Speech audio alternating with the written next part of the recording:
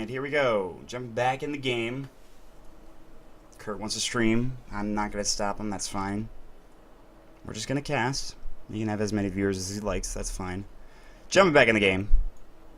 Alright, here we go. Another intro. Thanks for joining us, guys.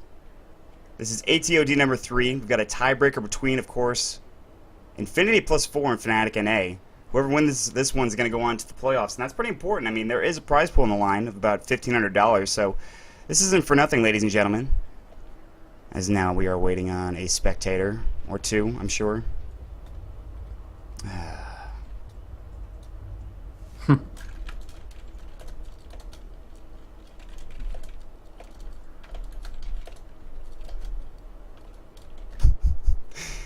I don't know, actually. Who else is in this lobby? There was one guy, Peter North, I think, something like that. We can kick him if worst comes to worst. But these things happen all the time.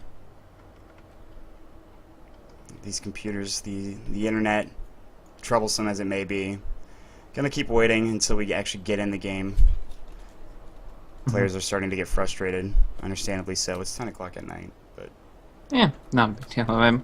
I actually think Valve should probably add an option where the host of the game might be able to like kick the people that aren't able to load on in. That would solve a lot of issues. But you know, whatever. If we have to go remake, we go remake. yeah, looks like we're gonna have to try a third time, unfortunately. But that's fine. That's fine. Just waiting.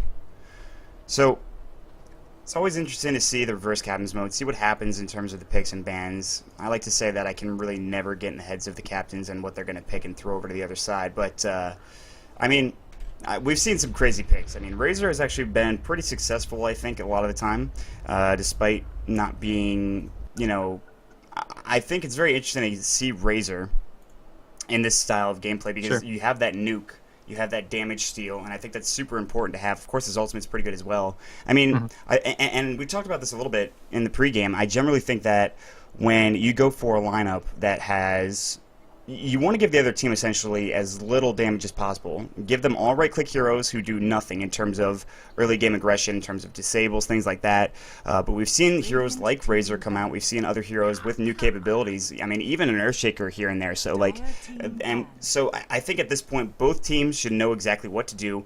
The first ban's going to be Meepo, not surprising. I expect to see something like a Skeleton King and a Sniper to come out as well. Maybe even a Bloodseeker from the first few bans. And that's really just getting rid of the heroes that are probably the most useless at this point. I mean, you think about Skeleton King, he's not going to do a whole lot. Yeah, he's got a stun, but at the same time, he's not really the best carry, and doesn't really fit with your lineup, so...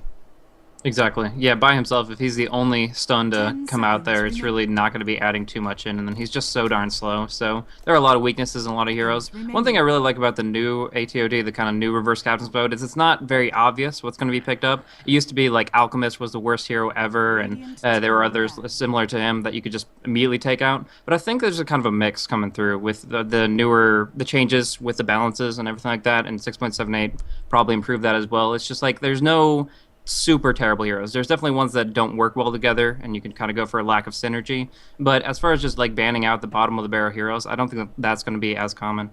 Yeah, no, I absolutely agree with you. You make a very good point. I mean, there was a time, and oh man, was there a time when everyone was like, yeah, Alchemist, I'm not going to play that guy. Really not that great of a hero. He's probably one of the worst heroes in the game, and that just doesn't really exist anymore. And you gotta credit Ice Frog and the balance that he's put up with these recent patches. You talked about 2.78. I cannot wait to see what we're gonna get in terms of buffs, in terms of nerfs. I think there are a lot of heroes that deserve some, at least a little bit of a nerf. And you know, I could think of a few, but at the same time, there's a few heroes that could also use a little bit of a pickup. But there's no heroes right now that are like completely unplayable. The only way a hero is completely unplayable is if you put a lineup around him that doesn't really work, which is generally the focus of reverse captains mode. It's pretty funny. It's just like, okay, let's just see how many carries we can stack on this team and just see if it works. Oh, we're gonna go for a jungle Bloodseeker. Well, we gotta try to make that work, and 9 times out of 10 it doesn't work, obviously, but. And this is the fun of reverse captain's mode, but, you know, definitely, you can make anything work, I think, in this point in Dota. At least a little bit. Yeah, to some extent there. And yeah, as much fun seeing it is the draft come back and forth and kind of throw in as bad of heroes as possible, as bad of lineups back and forth. The funnest part is making the professional players make it work anyways. I mean, we have Aoi 2000, we have Bulba. These guys obviously are great with heroes that are kind of in their core, but still we have to see them kind of get out of their comfort zone a little bit and still make do with what they have. So that's an interesting opportunity for them there. And yeah, there's a lot of different things. You mentioned Razor before. There's ways to make it work where the hero's amazing, or there's ones to make it work terrible. For Razor, for example, he needs to be able to drain over time extensively, so he needs disables to set it up. You need a stun or a slow, and you don't see that very often. You see people just drafting up, like you said, hard right clickers, inconsequential spell sets. It's just really, really important that they don't really give that hard lockdown. So if they can't really connect, then obviously the right clicks and the squishy heroes aren't going to be able to do too much there. Yeah, you're absolutely right. And you mentioned Razor, and I want to go back to Bulba, and he actually played a game. I forget who it was against. I think it was against Next Impetus with Infinity's team. And they gave Razor up to Infinity +4, and Bulba was in a dual lane against a tri-lane. And eventually that dual lane turned into a solo lane. So Bulba was solo in he was solo in a defensive tri-lane, essentially, against 3 heroes where he had no business of living. Not only did he live on that Razor, he essentially killed pretty much that tri-lane twice over and essentially won them that game just by becoming so farmed, stealing so much damage, and of course the plasma field being so effective right now. But I'm going to get into the picks again here as we see Infinity +4 gives Fnatic North America the Sniper.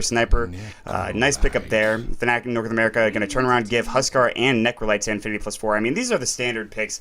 If you've been watching AtoD, if you've been following it at all, if you've seen any of the VODs, you'll know that these 3 heroes are probably the most common, I'd say, in terms of what you give for first heroes. I mean, you look at Necrolite, no real disables there except for, of course, Reaper's Scythe. Huskar, nothing in terms of disables as well. He does a decent amount of damage, and he can be a good nuker, but at the same time, of course, deals damage to himself in the long run. Bloodseeker is going to be given up here from Infinity +4 to Fnatic North America, a hero that really does not work in any other lane than mid. I mean, if you need to get him some farm, and you need to get him levels as well, because level 1 Rupture doesn't really do a whole lot. Level 2 Rupture is really what you're looking for there.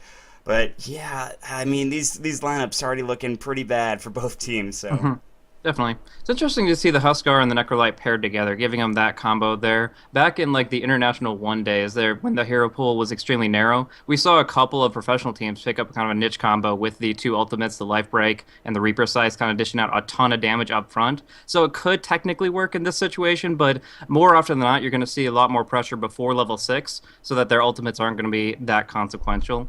But one thing I really love about the fact that they drafted like this is the fact that they've taken out care of 2 range heroes, a strength, and an intellect. Literally, as long as one of their next 3 is agility, they have the entire pool open for the remainder of the draft.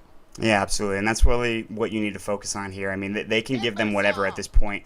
Meanwhile, very, very interesting to see Timbersaw. I am questioning that pickup a little bit just because I think Timbersaw, given levels, given time, can be very effective. He does a ton of pure damage, which is very important. I think he can really dish it out early on. I mean, I've seen Timbersaw played in numerous ways, and he certainly can be effective. Now, if you miss the Timber Chains, if you don't get the levels, if you don't get the farm, it can be tough. But at the same time, I think that's a lot of damage coming out from the side of Fnatic North America right now. So Infinity, they're going to go ahead and give him that. But Fnatic North America, they've got 1 pickup here to give to the side of Infinity +4. Like you said, could be an agility. And it's going to be Morphling, a hero that is just so rough. I mean, you think back to GI2 and just like, yeah, this hero was great. And then all of a sudden, there comes the nerf bat, and Morphling is really not played anymore for a good reason. He requires still a great amount of farm. His waveform's still not nearly as good as it used to be, and his strength gain as well, his morph ability. I mean, it's a hero that, yes, he can carry, but he's probably one of the worst to pick up here. And, well, I'm not sure how it's going to go for Infinity +4. This is a tough lineup for them right now. Yeah, they are not going to have as much to work with. They're going to have to give priority to farm to somebody, maybe running a supportive Necrolite, which is far from ideal, and those kind of things. Yes, they can prioritize the Morphling and farm, but even if you get a couple of core items up on him, it's not like he's smashing face. He's not the ethereal Blade Morphling of the old days here. He's just going to be able to maintain and compete pretty directly with right clicks. It's still not going to be game changer one way or another. He is going to have some good push and split push, as well as some powerful nuke components. It's just going to be up to the players how much priority they give him in farm, and therefore how decisive of a pick that turns out to be. But for right now, it looks like, yeah, Necrolite is going to have to take a step back, and a squishy Necrolite isn't going to be able to do too much. He's going to be dropped down really, really early. Maybe a Bloodseeker Silence comes out, and suddenly he makes absolutely no impact on the fight whatsoever. So that's kind of what Fnatic North America are kind of going for here, is a lot of heroes that need some tank as well as some good damage dealing item sets, and they're just not going to find it for at least the first 20 or so minutes of the game. You're absolutely right. Necrolite doesn't really do a whole lot in that support capacity. I mean, somebody has to support on both of these teams, essentially, and Necrolite is probably going to be that support. I think they're not going to send him in. I think they probably prioritize Huskar mid over the Necrolite, but I could be wrong. Morphling's probably going to be getting a Lena farm somewhere, whether that's top or bottom, I'm not really sure yet, but Necrolite in that position, he does have that Death Pulse, which is nice. The regen, of course, as well. It's pretty good to have, but he's not going to be getting a quick mag. He's not going to be getting level 6 quick at all. I mean, if he's put in that support role, he's not going to be able to get that Reaper Scythe up as quick as he wants to. So, meanwhile, we're going through the next stage of bans right now. You see, of course, the Death Prophet ban, as well as, of course, the Pugna ban coming out from Fnatic North America. Infinity's team, they're going to ban out the Shadow Fiend, the Phantom Assassin, as well as the Riki. So just banning out the right-click heroes, and Riki here that's really commonly seen, I think. But if you get it farm on that Riki, it can be difficult to deal with. I think people are sort of just like, well, he's got that Invis, but that's really the only shtick he's got, and you can just stop his farm. He's rather squishy as well. We can take care of him. But I think Riki with farm can be dangerous. The smoke screen as well, I think people sort of underrate that. And, you know, the slow, the miss chances is pretty nice to have as well. So, smart ban, I think, but at the same time could be used pretty effectively. Now, one pickup here going to be sent the way of Fnatic North America from Infinity. 2 more heroes for both teams, and then we're going to jump into the game as we wait. And reserve time right now, only 36 seconds for Fnatic North America, 44 Infinity. So they're taking their time. They're really thinking about this, and they should be. I mean, of course, it is a tiebreaker right now, but need to give an intelligence hero over to Fnatic North America right now. There's still plenty available, of course. Be very interesting to see what they're going to give him here, though. Of course, there's not a whole lot of I mean, the intelligence pool, I think, is kind of limited. You do have to give them something, and there's plenty of heroes that are pretty effective intelligence heroes. So I'm going to wait and see what that's going to be. They might even just give it to them last, but they're using their reserve time a little bit, so... They don't want to, give him too good of a hero, so in this situation, they probably should pick up their ranged intellect ASAP. They go for the Lena, which actually is a pretty solid stun. The one thing is that she doesn't have any setup. Other than Shrapnel, which is kind of awful in its own right, but other than Shrapnel, they don't have any way of setting up that Light Strike array, so unless the Lena's just baller and is going to land them blind, it's going to be very difficult for her to actually benefit from that stun that has such a delay in the cast animation.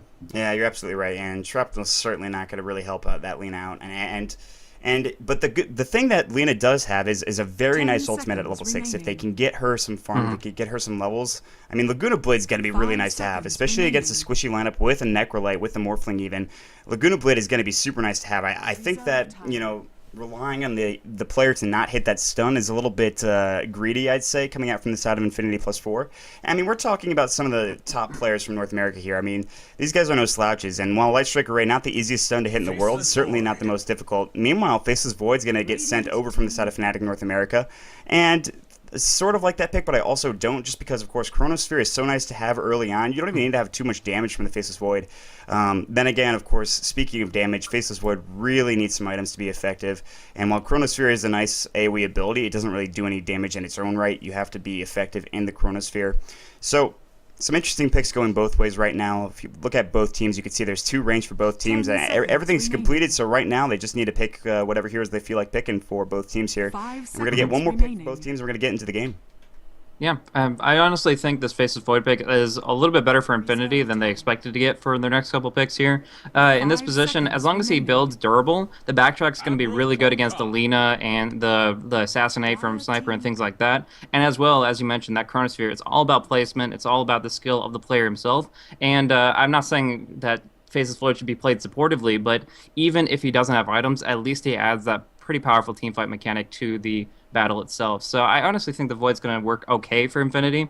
But in turn, we do see Kunkka come out. It's pretty much the same reasoning that I was talking about before with the Lena. The Light Strike Array, same thing with this Torrent. 1.6 second delay. If you can dodge it, if you just see the vector and you make sure you're out of the way, then it shouldn't be a big deal until maybe like a Yule Scepter Divinity comes out. Well, that's actually an interesting thing because we've seen people in this tournament, specifically in AtoD, they get the Kunkka pickup and they just say, okay, well, we're going to go support Kunkka right now. They skill X marks the spot and Torrent rather than going for Tiebreaker. You get that X and then boom, the Torrent on top of that. So, but that's a good point because I think they could potentially use this Kunkka as like a mid-game carry. I think he does a lot of damage with that Tiebreaker. Oh, and the Broodmother coming out from Fnatic North America, and they really, that's a good hero, I think, just because you do have the Spawn Spartalings, which is a nice nuke on top of the fact that her ultimate is Insatiable Hunger, can get that lifesteal going. But at the same time, it's like, well, I guess, you know, I'm not going to be really accomplishing a whole lot in terms of team fights, and she's rather squishy. So, looking at the lineups right now, and I don't know if you feel the same way, but I've got to give the edge to Fnatic North America just a little bit here. Sure. Yeah, I would say so. If Kunkka goes for an X marks build, they will be able to set up like a Torrent, Light Strike Rate combos, and that will net them kills. And from there, you also have some very slow heroes, like the Necrolite and Morphling don't have great base movement speed, so you can lock them down pretty well. I love the final pickup of that Broodmother. It's pretty much, in my opinion, the best last pick if you have a team that has some AoE. Lina, of course, with her Dragon Slave, Kunkka with the Tiebreaker. You're prepared to deal with those Spiderlings, so it's pretty much just money lying on the ground waiting to be taken. So in that position there, Broodmother, you'd prefer to give her a solo lane, but with the experience and gold being needed on so many different heroes, it's very hard to justify that kind of selection. Yeah, I definitely agree with you with the last pick Broodmother here. The Spiderlings and even factoring, honestly, the Chakram or any ability coming out from the Timbersaw, I mean, he's going to clean those Spiderlings up one way or another. You know, Tidebringer as well, the Lina as well with the Dragon Slave. Like you said, that's free money. And that's picking something retroactively and then just making sure that you say, okay, well, we're just going to get something out of this right now. And I think FnaticNA had a really great draft because of that pick and the picks in general that they gave them. But right now, I mean, of course, on the side of Infinity, you've got some really great players here as well. So don't want to count any team out too early here. Waiting on some players from FnaticNA as they, of course, well, there's a bathroom break as well coming from Infinity. But now we're just going to wait for the players to pick up the heroes as, of course, they're discussing and saying, well, where do we want to go with this? Is this going to work there? And that's kind of common. I mean, in AtoD, it's pretty common to see that. You know, it's very difficult to understand what's going to happen in landing phase until you actually see it happen. So, gonna get some introductions here while we wait. On the side of Infinity +4, we've got KZZ on the Necrolite, AUI 2000 on the Morphling. Infinity will be playing the Faceless Void, Bananas in Your Face on the Huskar, and we're gonna see Bulba on the Broodmother. And let's see, we're still waiting on one person here, Jubei from FnaticNA. I forget that last hero they have. I'm struggling to remember.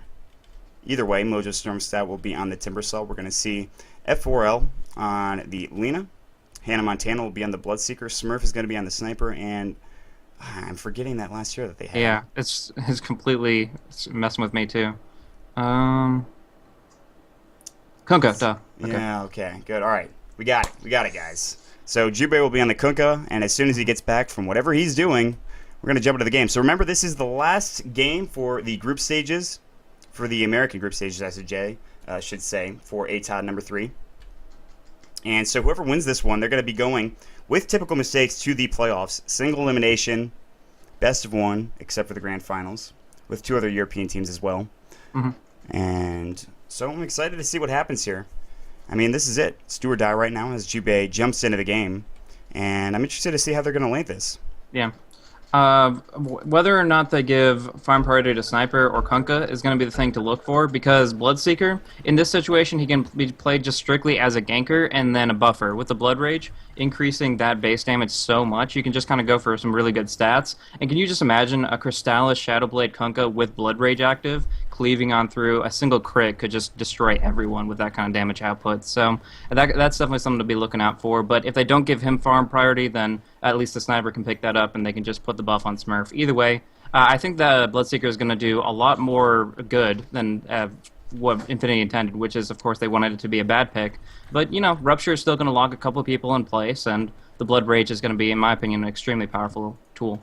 Yeah, I agree with you. Absolutely. I think that Blood Rage could turn some fights around, given on the right heroes, of course. F4L is going to be on the Kunkka. He'll be heading top.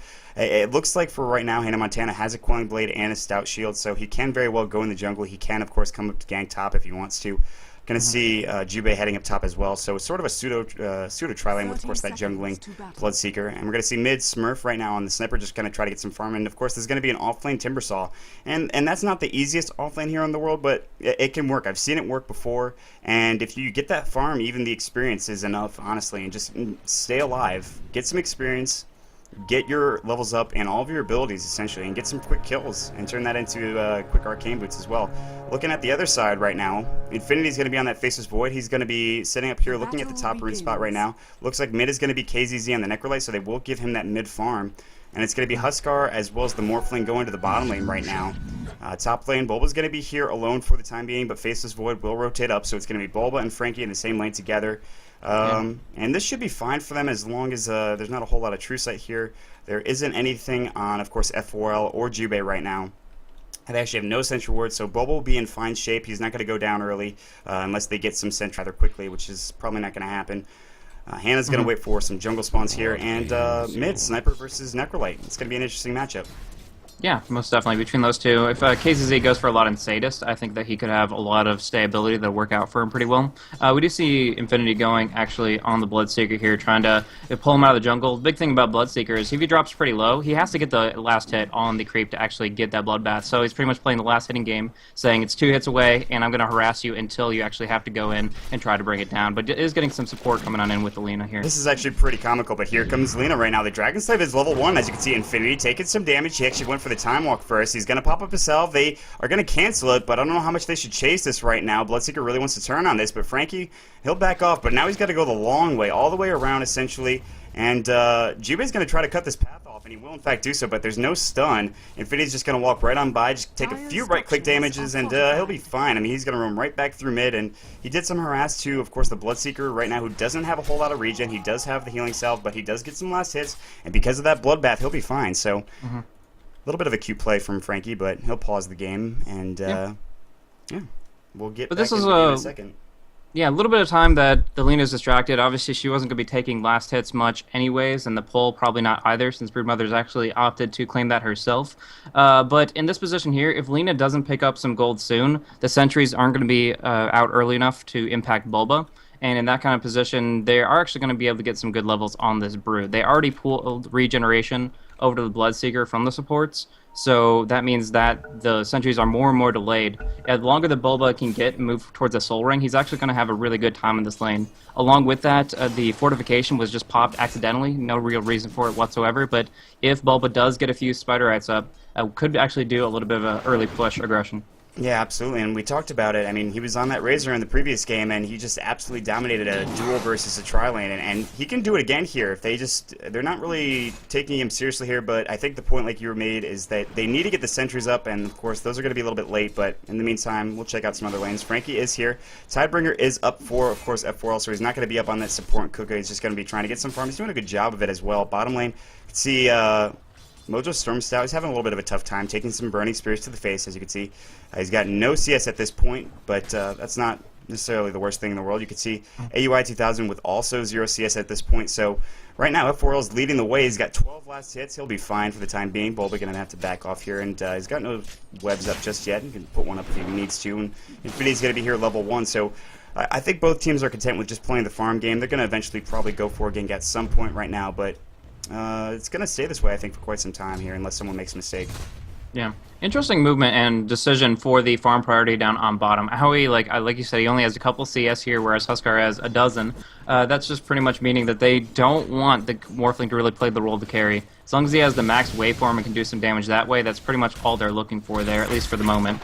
Meanwhile, the Huskar is able to get quite a bit out of his current position. He's actually going to be maxing out the Burning Spears really, really good against a Timbersaw, who gains armor every single time he gets right-click, but magic damage going to be just doing that big amount. Up on top. Top lane, we're going to see some initiation. Right now, Jubei's in some trouble, taking a lot of right-click damage. That's going to be first blood. Frankie will take it. Torrent does miss. Frankie will go down, however. F4 will pick up that kill. So first blood going for the side of Infinity, but he does go down and turn to F4L. It's going to be 1,000 gold on the Kunkka right now, but first blood's a nice pickup, so I think a decent trade coming out from this side. Oh, Bulba is very low right now. Yeah, and that Tiebreaker, if he uses it in the right vector, he could actually completely screw over Bulba in this position. He can't bring him down. Now Bulba can take the opportunity to go right back to the safety of his tower. But yeah, this Kunkka got a ton of experience out of that. Of course, the first blood did go to Infinity, but F4L bounces back with 5.5 levels, whereas Bulba's just now hitting level 4. So that'll be reclaimed with this next creep wave. But it does actually make it so that Kunkka can get a 1v1 directly, especially since he's been maxing that Tiebreaker.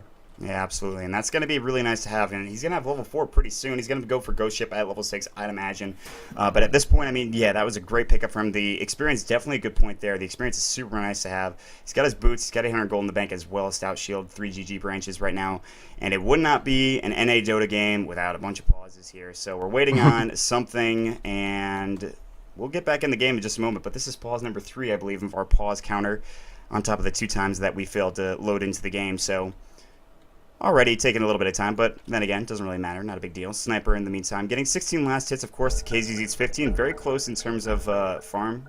KZZ has 3 denies here. Smurf has 1. Going to see Boots as well as Wraithband up for the Sniper right now. KZZ has Boots and an Ult Talisman, so it doesn't look like either of them have a bottle at this point, which is very interesting. But yeah, meanwhile, Bulba playing dangerously close to F4 up in the top lane. Torrent, wrong direction. Bulba avoids it completely. I mean, that would have been amazing to hit. If he had hit that Torrent, I would have been absolutely astounded. But Soul Ring, and that puts him even lower, but it doesn't really matter at this point right now. He'll salve back up. Bulba will be fine here. And 26 last hits going for the Huskar right now. And I think the most surprising thing to me is that AUI 2000 playing a support Morphling is like, what? Yeah. What? You could tell he really wanted to make sure he could farm this pull. He bought up the sentries, wanted to make sure the pulls were constantly available, and he was just going to get that independent golden experience that way. But Timbersaw seems to be trying to contest it rather directly. I mean, he is a jungle hero after all, at least in the nature of being around the trees, putting out some pressure onto Bananas. But actually, yeah, I think Bananas has a chance to kill him here. Waveform right now, and he turns around, and the right click, of course, with the Burning Spears is enough. And Mojo Stormstout getting caught out in maybe kind of a bad position. Did not expect the waveform coming out from AUI 2000. A little bit too aggressive there from the side of the Timbersaw, so he'll go down. He's sitting at level 3 right now. Of course, up in the top lane, Bulba sitting at level 5 himself, so the offlane are not doing so great for FnaticNA right now. 34 last hits, of course, going for Bananas in your face. And actually, we saw Bloodseeker pick up a DD. I thought he was going to go ahead and gank. He does have his boots, but it looks like he will decide against that. Of course, there's not a whole lot of lockdown unless you can hit that Light Strike Ray or the Torrent, both very difficult to hit on your own. Looking at the experience graph, 750 going for the Radiant side for Infinity's team, 1,000 gold going as well, so they're in the lead a little bit here at 537, still pretty early to tell. They're going to chase right after the Jubei right now, but he'll take some damage, but he'll pick up some kills on those Spiderlings with his Dragon Slave as well. Pinging on the Bloodseeker, they do see him here because, of course, the trees are gone, the webs replacing them at this point, and Bulba will back off and now sitting in his own webs here, and no sentries available. And that looks like it'll be the end of the aggression. Bloodseeker's still here. This time he's going to go for the large creep camp, and Jubei will help him out with that one. And in the mid lane, 27 CS for Smurf, starting to sort of eclipse KZZ just a little bit. 23 CS for him. He will be going for a mech, as you can see. He's got a headdress already, and if he can get a quick mech, that'll be really important to get. Infinity sitting at level 3 right now, and nice Dragon Slave and Light Strike Array, and that'll be some more farm for F4L, and of course the Lina as well, with those Spiderlings going down. He talked about it earlier. Spiderlings, can't really feed them. Those are important.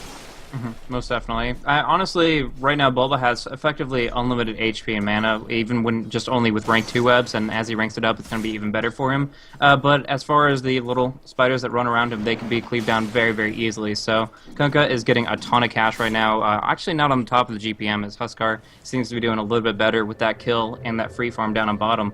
But that's a little bit has to do with how poorly Timbersaw is doing. I mean, Mojo Stormstout got forced back to base yet again. They're finally picking up a level in Whirling Death, so that he can kind of contest directly by draining a little bit of strength there, but still having a bad time, not sustaining the way he'd intend. And although he can survive with the fact that he has so many points in his W, it's still going to be very, very limited as far as actually staying on the lane.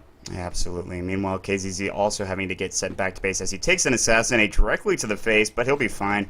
He'll buy a TP scroll as well. He'll be good to go. Smurf getting decent farm here in the mid lane, sitting at 34 CS right now. The true story down bottom lane, 50 CS at 7 minutes is Bananas in your face right now. Going to have a very quick armlet, which is what he's going for with that Helm of the Iron Will, as well as the Gloves of Haste. And here comes Mojo Stormstout once again. No lockdown for him, but he cannot really get too close to this as they could dish out the damage here with, of course, the waveform, the life break as well. Meanwhile, 2 mid, they're going to go on Smurf Infinity. No Chronosphere just yet. KZZ going to throw out that Death Pulse. There's the Reaper's Sight, and that's going to be the kill. Necrolite picking it up right now. Bloodseeker's going to come in. Still, he's only level 4 at this point, very close to 5, but yeah, he can't do a whole lot. He's got phase boots. He's going to try to push this back. Death Pulse going to push the lane a little bit here. And KZZ, nice kill there with that Reaper Sight. Yeah, so weird to see a level 4 Bloodseeker with phase boots. Like, that timing just doesn't compute. But if you look at the experience per minute, he's only sitting at 170. He's found a few jungle camps here and there, but honestly, most of his income has been from the gold over time, just waiting it out second by second. And yeah, that does get him to a decent item for himself, and he's now being able to farm up to level 5. But until he hits that 6 and gets the Rupture up, he's not going to be much of a ganking factor on the board. Yeah, absolutely. So he does need to get that level 6. He's getting it. Oh, down bottom. Never mind. Oh. And Mojo Stormstout, as I heard a waveform go, but he's able to Timber Chain and Spider-Man his way away from the aggression coming out from Bananas in your face, as well as AUI 2000. But mid lane's being pushed here. And I was going to say, it looks like Hannah really wants to get level 6, and being in that mid lane, of course, Smurf had died, so he's taking that mid experience. He'll head back into the jungle right now. 64 CS. F4L is starting to eclipse that of course, the Huskar right now. He's only at 59, so F4L starting to get some pretty decent farm going for Shadow, but he's got that Claymore going. You see there is a Sentry Ward down right now on the side of the Dire here, as Luna does have an extra one in her inventory, as well as the Observer Ward. Mm-hmm. So I think they're going to try to de-ward it. Infinity does have some sentries of his own, and if they can lock that down and keep the Bulba on the lane farming, they're going to be pretty happy about how things come on through. They probably need an Orchid to lock down the Timbersaw especially. If they can just get the silence off on Mojo, they're going to be able to at least secure 1 kill in every single engagement. That's going to help them a lot. So I could definitely see the benefit there as we see another pause coming on through. But yeah, do you think that would be a logical transition for Bulba's item set? I mean, they are giving him quite a bit of farm priority right now. Yeah, absolutely. It's not going to be as quick as Bulba would like it. I mean, Bulba's known for farming fairly efficiently, I think, in the offlane. But yeah, I mean, Orchid certainly would be great, and especially against under-leveled Mojo Stormstout on this Timbersaw, making it pretty much impossible for him to leave. It's certainly going to be nice. And, of course, the amplified damage is really nice to have, especially when you do have that reactive armor going. Taking him out of the fight is going to be essential, I think, because when the 5-man engagements do come, you're not going to want to face a team that has not only Timbersaw's entire kit, but you've got a Ghost Ship as well as Torrent, the Tidebringer. You've got Lena doing a ton of AoE damage on top of her Laguna Blade, which she's going to have at about a few seconds once this pull is actually done. So Orchid certainly could be the choice for Bulba. Knowing Bulba, he'll probably think of some crazy idea and he'll go for it. So, you know, we'll have to wait and see what does actually happen. F4, although, going to be picking up that Shadow Blade eventually, and about 1,600 gold, or excuse me, 800 gold, and that'll be nice to have. Level 6 is done for the Bloodseeker. Level 1 Rupture available. Level 2 Rupture is really what you want to get to, as it does a little bit more damage, really bit. Yeah, I mean, it kind of keeps you in place a little bit longer. They do counter ward, like you stated. Throwing that Sentry Ward down is Infinity. And so that's going to give Bulba a little bit more breathing room here. But now we see another gank coming through, it looks like, from the Bloodseeker and maybe Jubei. Oh, they're going to go right on top of F4L right now. Chronosphere is still not available. There's a Torrent. Rupture is going to go Infinity. He's just going to keep walking right now. Timbersaw going to fly in. Timber Chain. There's the Chakram going. That's the kill. Mojo Stormstout picking it up right now, and that's the effectiveness of that lineup. Just throw that Chakram out. Deal some damage. You might not even get the kill, but you'll help participate, and he does end up picking it up.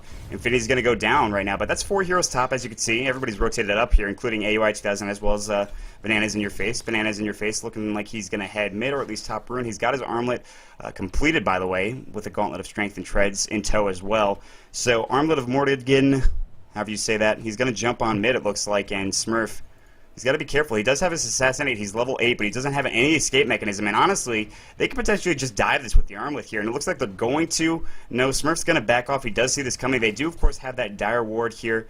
I'm going to spot that out for you guys. So right here on the Ancient stack, essentially. Top lane looks like they want to push it. Potentially they have a Siege Creep. Bulba coming through.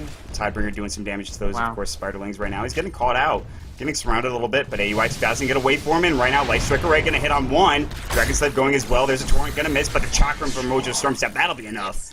And yeah, very nice initiation from FnaticNA. Really nice turn to that fight.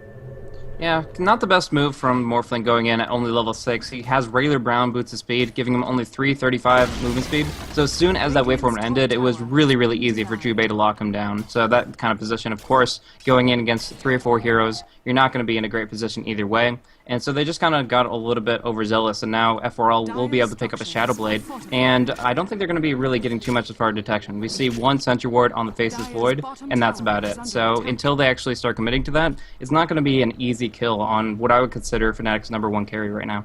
Yeah, absolutely. And that's something that you really got to lock down.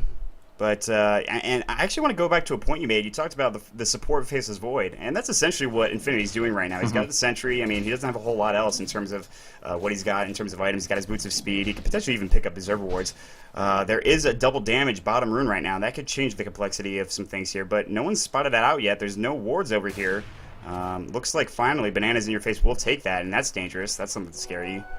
He's actually going to think about heading back mid, Smurf throwing an Assassinate out, I believe, onto... Oh, yeah. Was it on AUI 2000 that the Assassinate went on? That is. He has that strength morph, so not even a problem there. So Smurf, he's getting some farm of his own. He's at 61 last hits, but F4L is sitting at 106 right now. And I mean, F4L has got his Shadow Blade done. He's in a good position. Meanwhile, Huskar down to the bottom lane, picks up a kill on Mojo Storm Stout that I did miss. I did not see him go down there, but of course with that double damage rune, the Burning Spear's life break, didn't even use it. So at this point, really good. And meanwhile, top lane, I missed another kill, this time on the side of the Broodmother. So trading some heroes. Broodmother, of course, going down on the side of Infinity +4, and of course, Mojo Storm Stout on FnaticNA. Tier 1 tower going in the top lane right now. Tier 1 tower going to the bottom lane. So trading some hero kills as well as towers right now, and it looks like they want to keep going and in both lanes right now. But of course, there is AUI 2000 on the backside, wants to go on to Smurf. Yeah. Smurf sees it, but he'll back off.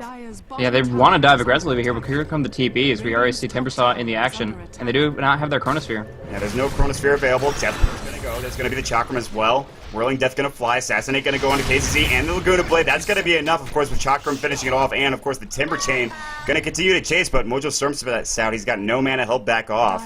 And a nice pickup there. A little bit of a dive coming out from the side of Infinity +4, and they'll survive on the side of FnaticNA and even pick up a kill as well. So. Yeah, that's problematic in that kind of position. You don't have any lockdown for the sniper. He does have the strength treads active, so he'll be able to survive on through most action until the TPs come on through. And although the Necrolite getting such an early mechanism has helped them quite a bit, going that aggressive, you're still going to take too much damage. Laguna Blade plus Assassinate is just a really, really strong combo for them to focus fire down on one target. And Necrolite is definitely one of those heroes that you want to kill very early in a fight. So picking him off immediately, that just is pretty much free money for them. Yeah, absolutely, and especially if they can stop him from using his Reaper Scythe. Death Pulse spamming, always nice to have. KZZ will get back to it in the mid lane, however, as he does now have 64 last hits. Smurf sitting at 73. I want to take a look at the net worth right now. Of course, 6,000 going for the Huskar right now, but now looks like there's 3 mid here on the side of the Radiant. Everybody looks to roam on through from the side of FnaticNA. Still top is, of course, going to be F4L, who's doing very, very well in terms of CS right now. Bulba continuing to get his. And he's going to go for what seems to be a BKB. He does go for that Ogre Club. So rather than mid-lane, that mid lane, there's going to be, of course, that Chronosphere. Smurf in some trouble right now. Burning Spear's going to go. And he's not going to be able to survive that one. Life Break's going to go on top of the Necro right now. Of course, the Laguna Blade is going to go. He's going to finish him off. No, Necro will pick up the kill right now. Bloodseeker is going to try to back off. Chakram going to go. There's the Reaper Scythe. And, of course, AUI 2000 picking up that kill with the Waveform. The only one to get out alive right now is the Bloodseeker. And he should be okay. They're going to continue to chase, it looks like. But no, they're now going to focus on the tower. Excellent fight coming out from the side of Infinity +4. They absolutely needed that one, and another pause to finish off the fight. But we can't complain. I mean, we saw a good team fight there. I'll take a pause if it means a good team fight. That's fine. That's fine. Now, you were talking about the supported Faceless Void. Infinity's going to the next level with that. He has freaking Arcane Boots on this guy, so he's just setting it up so that, Morphling can just spam his nukes. He's actually gone for max Adaptive Strike, and his strength is currently at a ratio of 45 to 33. That might be just because he tanked the Laguna Blade, but still, he's at a point where he always intend to be more tanky than he is damage outputty, and in that sense, he's going to have a long duration stun. Goes up to 3 seconds. Right now, the ratios, it's probably closer to 2 seconds right now, but either way, he has a reliable stun through Adaptive Strike and Faceless Void with the Chronosphere and the Arcanes. They really want to set it up so that the Snowball heroes get all the farm. They have, of course, the Broodmother. Once he gets BKB, he's going to be able to just go on any target he wants to with his incapacitating bite, slowing on away. So in that position there, Huskar jumping in, the Broodmother slowing people down. These are heroes that can 1v1 constantly, and they just have a couple of easy disables from Void and Morphling. Unorthodox, but effective. Yeah, absolutely. And we talked about sort of earlier on in the pick ban phase about how you want to give teams little disables. And You know, and when it looks like it, there's no real disables here, but then you think about Adaptive Strike, like you talked about, F4 Oh, wow. Adaptive Strike, and that, I mean, that's it right there, essentially. That Adaptive Strike stunned him through his death, essentially, and F4L with that Shadow Blade. If they have sentries, it's not going to save you. I mean, you're going to get disabled one way or another, and he does, and he's going to go down, and they're going to try to take Roche out of this right now. Mojo Stormstout's going to come mid. Don't know if they have any idea this is going to happen. There's no dire wards anywhere around here, so Roshan is the choice for the side of Infinity +4. And FnaticNA, they're going to group up. It looks like they do understand that this is happening, as you can see. Smurf and, of course, Jubei going to go on the high ground. Mojo's going to throw his Chakram in there. This is going to back them off. KZZ's going to tank it a little bit. Arm is going to keep going right now. This could be a big fight right now. Infinity, no chrono for another 44 seconds, so they can't throw that down. There's going to be the Rupture going on. Chakram as well. Infinity in some trouble. Mech's going to fly. Mojo Stormstout looking for a kill. Infinity very low right now. Bloodseeker trying to get that kill. There's the Laguna Blade. This time, of course, on the Huskar. Huskar is going to go down. Double kill. Waveform coming in from AUI 2000. They want this Roshan. It's going to go down. He snatches it up. Double kill for KZZ. In the meantime, AUI 2000 with the Aegis. KZZ trying to get out. Mojo's going to keep chasing with that Timber Chain. He's all over the place. Here comes the Ghost Ship. It misses completely because of the stun from the Adaptive Strike, it looks like. But now, going to keep on going right now. Silence on to KZZ. AUI 2000 not able to use, of course, his ultimate to get out of that fight right now. Meanwhile, F4 going to continue to chase after KZZ. KZZ in some trouble, going to try to solo. There's the Reaper set right now. It is enough to get the kill. AUI 2000, another Adaptive Strike. This time, of course, onto the Bloodseeker. They're continuing to chase. Here comes Infinity. He has his chrono this time, but a very quick Bloodseeker right now. The creep's helping out from that jungle with the Shockwave from the Satyr Hellcaller. And now Bloodseeker trying to get out. He should be able to get out. He's very speedy. He's got a drum charge as well as phase boots available. And that's one kill they're not going to be able to pick up. But Infinity +4, they're going to turn it around. Very nice job. Yeah, that was rough at the beginning of it, but they, unfortunately for them, Fnatic took the last hit on Roche, but at least they were able to get the Aegis out of it. Aoi is back up and kicking, and then once the Sadist kicked in from the Reaper Sights kill for KZZ, he was perfectly fine. And although in the fight itself, plus Roshan, I would say Fnatic definitely came out on top, you have to keep in mind that Bulba the entire time wasn't involved. He pushed 2 towers on top lane. Tier 1 and Tier 2 completely taken care of, and as such, I kind of feel Infinity took much more out of that fight. Yeah, I mean, giving those towers to Bulb was not something you want to be able to do. I mean, and I was wondering where he was in those team fights, and Bulb was like, yeah, you know, well, if you're going to do that, then I'm just going to go ahead and just push top and just take your towers, and that's fine. And at this point, he's very close to his BKB, about 200 gold away from it, and actually 100 at this point. So, I mean, if you look at the charts here, 5,000 gold now going to the side of Infinity +4, 3,000 in experience, and they're looking good despite F4L with a nice amount of CS here. He's got his Shadow Blade as well, but he needs more than that. They're going to try to go force 5-man fight at the tower here. Just try to push, go on through. TP coming in this time from the Huskar. He's got his life break. He's got his helmet of the Dominator. Now Chronosphere. Nice onto 3. But here comes Mojo Stormstout. He's going to throw that Chakraman. He's going to push everybody back. Bananas in your face couldn't get in there. There's going to be the Timber Chain as well. Rupture onto KZZ. Assassin, it's going to go as well. He uses mech. He'll still survive. Ghost Ship. Going to hit on 2. Nice Ghost Ship. Bananas in your face. Barely surviving. Going to be able to get out. Meantime, Mojo Stormstout getting a kill, but turning around, he's going to go down as well. Bloodseeker actually picking up that kill on KZZ. Now Light Strike Array missing. They're going to want to pursue this as Bulba is here. Going to throw his webs down. I don't know how much they can do. There's the Adaptive Strike now going under the lane. He's going to throw a Sentry Ward down. Does not matter. Gets obliterated. Bananas in your face is going to take another Assassinate, but that's fine. That's 2 for 1 trade there. KZZ going down. But they take the fight. They defend their Tier 1 tower. They want to go for a Tier 2 now. Meanwhile, AUI 2000 Adaptive Strike on Smurf, but he doesn't have any real follow-up. But meanwhile, Infinity's going to time walk in. There's not a whole lot of damage here, as these are sort of support heroes, and they're just going to back off. Now F4L does a lot of damage. Infinity, he's going to get assassinated, and that's gone. Yeah, he wanted that backtrack, but unfortunately not able to get it. TP coming in now from the side of Fnatic. They're going to turn this around. A clowny fight. Timber Chain going to go from Mojo Stormstout. X marks the spot. Torrent, maybe Chakram. Bananas in your face in some trouble. Life breaks a creep, unfortunately, and he will go down.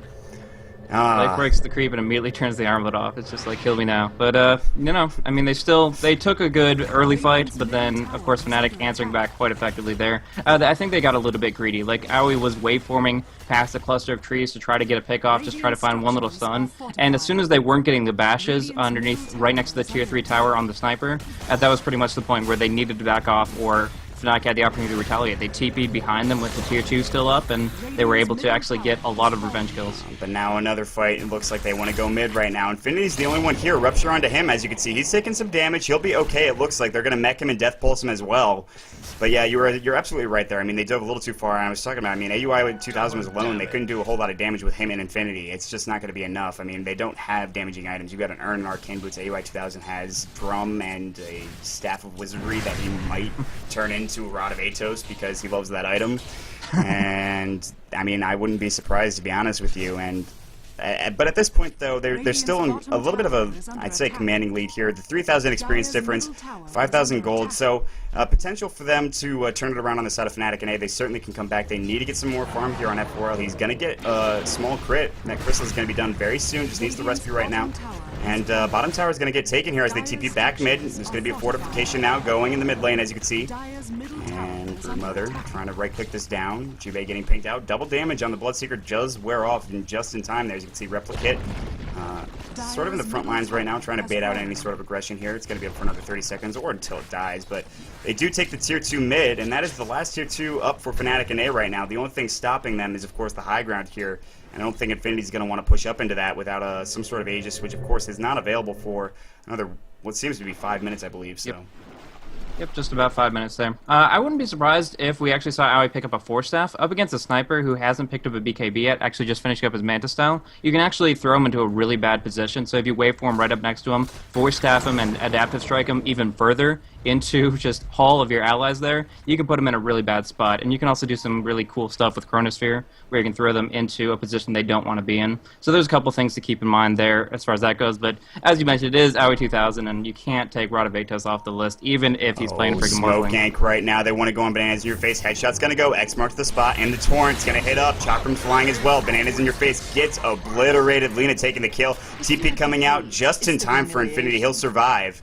But yeah, I mean, you make a good point with, of course, AUI 2000. I think Force Staff actually probably is the better choice here, but if you want to go for more HP, if you want to go for the slow as well, is nice to have, of course, from Rod of Atos, but Force Staff is also a very useful item, I think, unlike any hero, really. I think Force Staff can be just as effective, but, I mean, with AUI 2000, I really don't know. Like you said, it could be anything at this point. It looks like bottom Fnatic wants to keep going here. They want to try to go for this tier 2 tower now that they have taken out the Huskar out of the fight. I want to check out. He probably doesn't have a buyback. Wouldn't use it anyways if he did. He's got 13 seconds before respawn, so it's not like he has to wait too long anyways. Infinity will back off. He does have his Chronosphere. He's got Dust. He's got wards as well. KZZ sitting with the Mech and Force Staff as of his own.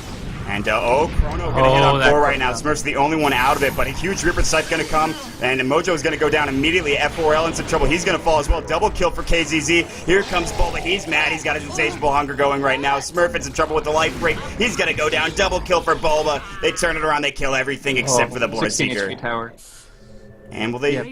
Last they second. denied it. They deny the tower as well. Oh, big plays from Bulba. Yeah, they could really benefit from that fight. Bananas needs that BKB so hardcore, and he'd be so far away. Like, he had almost no gold at all after that last death. So being able to rebound and pick up a kill and an assist, and then just get some breathing room to farm the jungle. When he finds BKB, he'll be a lot more comfortable to jump on into things, despite everything that he's up against here. But until that comes, he's been picked off over and over and over again, and they've actually been putting out a surprising amount of pressure. But next lineup, one thing that is really good about it is the fact that it has short cooldown ultimates. The Laguna Blade got its cooldown buffed. Now it's only 70 seconds, and the Ghost Ship is actually pretty short as well. So bearing that in mind, along with the others that are extremely brief, you can see Fnatic kind of going for a little bit of relentless pressure there. I kind of feel that they should have won a fight down that tier 2, but Infinity coming out with such an amazing Chronosphere. Yeah, nothing's going to live through that. Yeah. Hey, Blaze, guess what item AUI 2000 is going? Awesome. I don't know, man. Like, right now, you're already going for strength in your skill set so that you can have high adaptive strikes. Why do you need that much more tank from the Atos? But, you know, it's Aoi. Tomatoes. I mean, it's the name, man. Come on, it's a great item. It's a great item. But, as I say this, right now, Fnatic looking for a pick-off here on at least one hero. And maybe going to find Bulba as they're going to rupture him. He's going to BKB and just TP out right away. He's going to say, screw this, I'm done, I'm out of here. He's gone. The rest of Infinity is sort of leaving as well. As Bulba does finish up his Yasha right now, waveform. AY is going to TP out as well, and Infinity's the last one out, but he'll be fine, it looks like. Now they actually want to turn around right now. They want to go on Smurf. Smurf with that Manta Style, like you mentioned, and they're actually going to go on the Replicate from Infinity. They were pinging on it, but I think they realized that it is not the real Infinity. But they narrowly avoid a disaster there on the side of Infinity. I mean, they could have gotten picked off. I mean, there is that small crit available from Kuka, and they're going to actually go on the Replicate right now with the Faceless Void. They're going to realize this is not the real one. Oh, but Infinity's going to jump right back in with the counter initiation with the Chronosphere right now on 2, but no follow-up though, there's no follow-up. Yeah, you're exactly right. Now Infinity's going to back off. And he's like, all right, well, It's pretty low cooldown. I mean, it's only about 120. He's got the arcane boots, man. It doesn't matter. Yeah, it doesn't matter. He could spam that. He's got his magic wand charges at 6. He'll be fine. So, yeah, Infinity says, okay, you know, it could have been good, but it's not a big deal. Meanwhile, top lane, top jungle, I should say, we're going to see the Bloodseeker continue to farm. 4 staff for him. Oh, come on, Hannah Montana. Listen, guys, nothing against the 4-staff Bloodseeker, but I just personally, I don't like it. I think it's cheesy. I think it's a little, yeah, I don't know. It's not for me, essentially. Sure. I think that it's perfectly fine as a general item. Like you said, it's not bad on any hero whatsoever. The one thing is, when you see a Bloodseeker carrying a 4-staff, you get that mentality of that one scrub tier, doesn't even speak English, that only uses 4-staff when he uses Rupture. Always uses it with Rupture and with nothing else. And it's like a half a Dagon. It's not even good at all, but like, they love it. It's the people that insta-lock Bloodseeker in the pick, like the all-pick phase. They're like, Bloodseeker, going mid, building 4-staff, and then they go into SMY afterwards. And I'm just like, all right, well... You know they don't get that till like 45 minutes into the game. Wish you did something else, but that's fine. But then again, I mean, this is reverse captain's mode. I mean, we see AUI 2000 with a Rod of Atos on a Morphling. We see Arcane Boots on, of course, Faces Void. So we are absolutely by no means criticizing these players. It's just fun to see what they build sometimes, and I don't know. It's just some of these items choices are kind of ridiculous. But then again, it doesn't really matter. All just having fun right now. I think both these teams on Bloodseeker, actually, that's pretty awesome. That would be awesome. Yeah, he's getting it right now. It's on the courier, so he's got a full mechanism. Oh, yes. Excellent. All right, Hannah. That's exactly what I wanted to see. That's going to allow him to, I mean, just the attributes in the armor alone, the bonus HP regen on top of the fact that he can heal his entire team. He's going to be in those fights. I mean, he's been in most of them, but Bulb on the backside is just like, oh, hello. Rupture's going to go. He has his BKB. He's not going to fight just yet. He's going to get silenced. Assassinate's going to fly. Bulba actually in some kind of trouble right now. He's going to turn Insatiable Hunger on, though. He's going to try to get some lifesteal now. Of course, the BKB not doing a whole lot for him. He's getting body blocked by Bananas in your face. He'll actually die because of it. And now trying to chase after Smurf or somebody. 4-step up onto the high ground. KCZ Reaper Scythe will pick up the kill on the backside. Smurf now trying to get out. Of course, he does have that Mantis Style. Chakram Slow is going to go for Mojo Storm Stout. There's the Adaptive Strike stun. And Bloodseeker will buy back right now. Charge is going. He's actually got, of course, the regen. Chronosphere is going to go as well now. Mojo cannot pop that regen rune. He's going to go down. Wait for him all the way through the Chronosphere, as you can see. Taking some damage. Of course, the Bloodseeker who did buy back. Bananas in your face. Mech's going to go. BKB is going to go as well. Life Break now jumping on top of the Lena. He's going to take the kill. There's going to be the Time Walk right now. F4L trying to do some damage here. Smurf Adaptive Strike again. AUI 2000. He's damn tanky with our Rod of Atos. He can use it. It's on cooldown. Off cooldown again, excuse me. Where's the main? TP's going to come out. Can they get a bash? Can they get anything? No. Yes, they do get it. The Adaptive Strike right at the end of that TP. I thought he was going to get out for sure. It does not matter as KZZ picks up the kill. In FnaticNA, they lose 3, including a buyback from the Bloodseeker, so technically 4. Bulba goes down to a nice body block from Bananas in your face as well, but it doesn't matter. The cleanup crew is here for the side of Infinity +4, and they're going to try to maybe push high ground or just TP out. And no, he'll come back with the replicant. That's right. He does make the replicant, so he can use that ability to get back into the fight if they want to keep going. Mid lane, Bloodseeker, you're not really in the best position, but you do have a 4-staff, so he'll be fine. I gotta mention real quick, for the entire time, the entire fight, there were like 2 different opportunities I thought that the Atos would set up a very easy kill, like the Bloodseeker fleeing to the south earlier. No, they just like, Aoi hangs on to it. He did switch out the location in his item inventory, maybe he had the wrong hotkey or something, but no, he loves it for the stats, but apparently that, you know, don't need the cripple. Just keep that in your pocket unless you need to. It's a crutch is what it is. That's what he's playing it with. Sight Divide's up for Necrolite right now. And Roche is available, and there is, of course, this Dire Ward here, so they're going to spot any sort of engagement on Roche. That Aegis is available, and they want it right now. Of course, the Radiant do have a nice little Hellbear, I guess an Ursa Warrior. I don't know why they changed the name, but that's neither here nor there. Ursa Warrior in the pit right now, and they're just waiting. They're waiting. And Bulba's going to continue to farm the jungle. He's got his Yasha right now. We'll see what he builds next. Perhaps the Manta style, something else. We'll see. Yeah. Mask of Menace on Smurf. The timing of this couldn't be more important. Pretty much, as far as team fights break out, he'll start off with an Assassinate, of course, but moving on in, he'll be so darn fast with Mask of Menace active, because he already has the Manta up. But the one thing he has to watch out for is the disables. If he gets Reaper Sights, if he gets Adaptive Struck, or if we do see the Chronosphere on top of him, if he has Mask of Menace up, he's just signing his own death warrant. So we'll see about the timing window of it, and if he uses it for purely offensive purposes, or if they can actually catch him out with it. Yeah, and that'll be important to see, and I'm surprised he built that, but then again, Smurf does love his weird item choices, but then again, Mask Madness is pretty good on that hero in general, but meanwhile, F4L is going to get sheeped up right now, going to get caught out right now, KZZ, Death Pulse, there's the Reaper set just to keep him in place.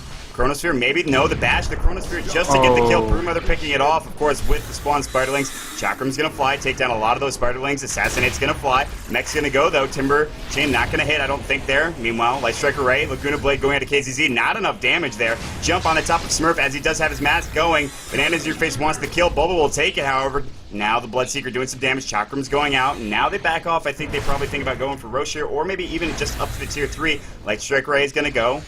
And they're thinking about it right now. They want to go on this tier 3. There's going to be the main coming in. There's going to be the waveform as well. Adaptive Strike now onto Lena. Lena is going to go down for sure. Broodmother picking up another kill in this fight. And they're going to look for the tier 3 this time as 3 heroes are going from the side of FnaticNA. This could be the tier 3 and perhaps even the Rax right now. There is a fortification available. Will they use it is the question. I'd have to imagine for the Rax they will absolutely. Still waiting, however. Melee Rax is in some trouble. 21 seconds for Lena. There goes the fortification right now. Boba sitting at 4,000 gold. We'll see what he wants to pick up next. And now F4L is up. They can potentially fight this here. They don't want to. They might just let the tier 3 and both Raxes go. F4L coming in. Gone. Torrent going. There's going to be a nice crit coming in as well. The Chakram's going to fly. Not enough damage just yet. Meanwhile, Infinity's going to time walk in. Life Break going, of course, on the Bloodseeker. Mojo in some trouble. He'll Timber Chain out. No, he won't. Won't latch. Bananas in your face. Toggling that armlet pretty effectively. He has that lifesteal, so that's fine. KZZ. Thinking about backing off. Assassinate going. Not enough damage as the armlet is doing its work. It's getting paid for essentially all on its own, but KZZ is going to take next marks. There's the Torrent. KZZ might go down. Yes, absolutely will. The Timber Chain from Mojo. Enough damage. Now, Bulba taking a lot of damage. There's going to be, of course, the Laguna Blade. They're turning her around. Double kill for the side of Mojo's Storm Step, but of course, Bulba going to get a kill on Lena. Bananas in your face doing quite a bit of damage. Double kill for Bulba, but now Bananas in your face going down. Bulba has to back off, but there's the Chronosphere. They can't do any damage. Infinity just backs right off, as you can see. And now Bulba says, okay, that's enough. I've got 5,000 gold in the bank. We took the Raxes, except for, of course, the Ranger Rax, which is about 238 gold. Where is Hannah going? Like, he wants this so bad. He really does. He has that force up. He's got the mech. Infinity going to get silenced up right now. As you can see, there's going to be webs made. Hannah really wants this kill. Rupture and the Force Staff to pick it off. It comes through in the clutch. Bulba now going to try to man mode him. Silence up this time on Hannah himself. And that should be the end of the engagement. But an interesting set of fights there for both teams. Yeah. But you have to give the edge to Infinity. Despite losing 4, they do take, of course, the melee racks, not the range, but they also take the tier 3 as well. Yeah, and that just comes down to, I think, a big item advantage and experience advantage for their team. They've gotten some pretty big picks, some of them a little silly, but as a whole, their team has just that much more to work with. 3 heroes were over 11,000 net worth, whereas Kunkka was the only one anywhere near that at 10k for Fnatic anyways. So they did have a huge advantage, but I gotta say, the usage of Chronosphere could have been a lot better. Infinity, his first one, hit only to reveal the Shadow Blade to Kunkka. It is a means of detection, but, you know, an expensive one. And the follow-up one after it came off cooldown was just to use as an escape tool, which didn't even save Infinity there, as he got pretty much just chased on down to his tier 2. Yeah, absolutely. And, I mean, well, he's got another chance here. It's not available for another 25 seconds, so that's the unfortunate part. AY 2000, he's going to get Ruptured Silence as well. Still, of course, has that Rod of Atos. Now they're going to jump right on in. Bloodseeker taking a life break to the face. Of course, Bulba's going right on top of him, but they've got to go up ground. Up Laguna Blade on Bulba. Bulba's going to fall down right now. Smurf getting that kill. Chakram's going to fly. They're going to waveform out. They can't fight this anymore. Daedalus is available right now for the Kunkka, and F4L can get very dangerous very quickly, and they're not going to keep going, not yet anyways, and Bananas in your face just wants to turn around, make sure they don't go into that Roche pit. You know, might get caught out here. Will not, however, of course, but they're actually going to... Fnatic's just going to go ahead and just take their ancients and say, okay, we got Bulba, that's fine, he's not available for 45 seconds, and he finished up a Daedalus of his own. He actually can't buy back because of it, so... there is that. He does have that casual Yasha as well. KZZ on the high ground over here, just saying, don't come over here, guys. He also has a Gem of True Sight, by the way, which is very important for F4L. Definitely. It's interesting to note that neither team really has that much going for them as far as a Roche team fight. They don't. There's no, obviously, Magnuses or Darkseers that are coming on 3 years. So as far as how this plays on out, all we're looking at is this big Chronosphere. Of course, there is some from Timbersaw, from Lena, and the Ghost Ship can actually be a factor. We haven't seen it land just yet, but Roche would be the perfect opportunity.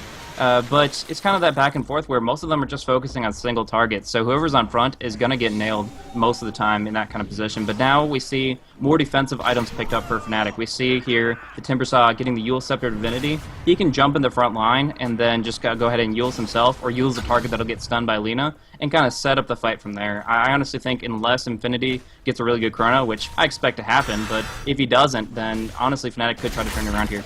Yeah, they absolutely can. Bulba is back alive. He's in the fight right now. And they're waiting. Checking out the levels right now. Level 19 for KZZ. 17 pretty much for everybody else except for AUI, Timbersaw, Infinity, and the Lina. Of course, Chakram's going to fly into the Roche pit. They know what's going on right now. Satyr, Hellcaller taking some right clicks from Smurf right there. He's getting abused a little bit. Roche still not going down quickly enough. Force Staff coming in now from Lina. She'll get obliterated. Assassinate. This time BKB's going to go light crit as well. They're going to all back up. Big crit going to come in from F4L. Only killing Bananas in your face. He'll buy back. There's going to be the rupture. F4L going to get Sheep right now. He's going to go down. Yes. He'll get a double kill in the meantime. However, Bulba does get the double kill as well. But of course, Bananas in your face buying back. Does F4L have one? No, he does not. He has no money to buy back at this point in time. And this should be Roche. I don't think they can fight, even with Smurf, even with Mojo Storm Stout. And they're still going. Waveform's going to go on Smurf right now. Adaptive Strike, the stun going to fly. KZZ looking for Death Pulse. Reaper Scythe as well onto Smurf. Enough damage, yes. The right clicks will finish him off. Timber Chain going. Mojo's going to back off to base right now. Now they need to turn around and think about Roche here, I think. Q3 is going to take some damage up on top. There's at least 3 creep waves coming on through with the siege, so that's going to make some impact. And of course, they're also going to take Roche to the bank, which is going to be really nice for them. Of course, they did force the buyback on the Huskar. He dropped down a nice crit from Kunkka, where his vitality was just about to come off cooldown, so he got locked down there. But all in all, a good fight for Infinity. They're taking a lot of long-term gains there. It was interesting to see the Bloodseeker use the Blood Rage on the enemy face's void. It's something you never would normally see, but since Infinity has opted to not go for any damage, any attack speed, yeah, you're giving him a damage buff, but it's not going to make too much of an impact, so they'd rather take out the Chronosphere out of the picture and just go for the fight, kind of just man mode, brute force, back and forth. I mean, right now he's got 98 base damage, and it's either that or a Chronosphere to the face, essentially. And I think at this point, especially with the Chronosphere he's been landing, you'd probably rather have the 98 damage plus whatever, the Blood Rage does give you. So Infinity's going to come right in, use his Arcane Boot, say, guys, I'm here, I've got my Chronosphere, I'm ready to play. Bloodseeker's going to buy back, Smurf is up in 2. Chakram's going to go. They're going to try to push this back. Tier 3 is taking a bit of damage as well. They're going to try to push this down. Fortification back available again for Fnatic, and they've been playing defensively the entire game. They need to win a fight right now. Bulba taking a lot of damage. He's got the Aegis. Chronosphere onto 2 right now from Infinity. He's not doing a whole lot of damage here, as you can see. And it looks like, of course, Bloodseeker's going to get jumped on from the life break. A lot of damage going at Bananas in your face. He's going to fall down. Now they need to fall back here, as he doesn't have a buyback. Eul Scepter on KZZ. They're turning this around. The Chakram's going to go. Aui's walking right back into the fight for whatever reason. He's got his Replicate, however, so he should be okay. Broodmother, on the meantime, turning around, getting a kill on the Bloodseeker. Bulba now has Insatiable Hunger, wants to go on somebody. It's going to be the Lina. There's the bash coming in from Infinity. He's going to go down. Double kill for the Broodmother. Ghost Ship going to fly and going to miss on everybody. F4L is a sheep. He's going to turn around, try to get some cricks. He's not doing so. Assassin is going to fly on KZZ. He doesn't have his mech. He's going to go down. Gem on the ground. Double kill for F4L right now. Aegis is up, as you can see. But, of course, the only people alive are Bulba as well as AUI 2000. AUI 2000 is back at base. Bulba kills the gem, and he's going to run back home, it looks like. No. Timber Chain's going to fly. Mojo Storm Stout is in trouble. Yeah, you can solo him right now. Throw the Spawn Sparklings out, get the kill, but no, the Eul Scepter is going to save his life just barely. Bulba now thinking about backing, will do so. And F4L, nope. He's not done. He has a Satanic. Yeah, there it goes. There it goes. And F4L with no Shadow Blade available. Bulba will just take that kill, clean it up. He's down for 73 seconds. Bulba wants to take this tower all on his own. And I thought he was thinking about diving there for a second. Fortification's going to fly. He's got to push the creep wave back. It's kind of low, so it should be okay. So the unsung hero of that fight for Fnatic was Smurf. On the back lines, he was completely uncontested. There was Blood Rage on him twice over, and he just kept on right-clicking away. There was some incidental damage thrown out. There was Aoi throwing out a weird stun in the middle of it just to try to disable him, but he was still, on the back end of things, doing all the damage there. He didn't actually pick up most of the kills, but I would say he took out 60% of the health bar on the heroes that did end up dying. So that was very, very effective for them, and something that obviously Infinity have to address directly. He was outside the Chronosphere, and from there he was just able to right-click away to victory. And I mean, that's kind of sniper's like story of his life. I feel like it's just like, oh, I'm so far away, I don't get any of the kills, but that's okay. My team's winning, so well, they're not technically winning in this game right now, but No. you know, Smurf's doing okay for himself at this point. He does have that Manta. He's got a broadsword as well as the Mask of Madness, which is completed up. That broadsword probably gets turned into crit, maybe something like that. Crit. I'm not sure. So Pretty much.